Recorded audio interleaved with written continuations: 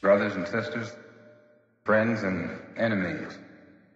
I want to point out first that I'm very happy to be here this evening. I was in a house last night that was by my own, but they didn't destroy all my clothes at all, but the only thing I could get my hands on before leaving was what I have on now. I just ask you to excuse my appearance. I don't normally come out in front of people without a shirt and a tie.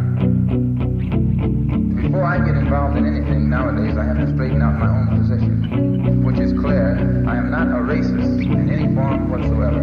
I believe in Islam. I'm a Muslim. Those of you who are Christians probably believe in the same God. But since the white man, your friend, took your language away from you during slavery, the only language you know is his language, your friend's language. You call for the same God he calls for. When he's putting a rope around your neck, you call for God, he calls for God. And you wonder why the one you call on never answers.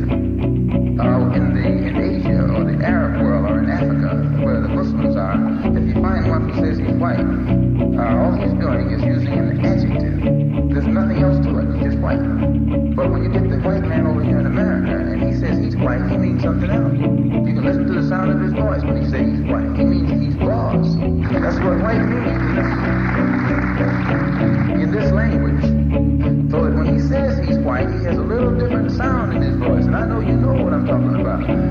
Despite the fact that I saw that Islam was a religion of brotherhood, I also had to face reality. And when I got back into this American society, I'm not in a society that practices brotherhood.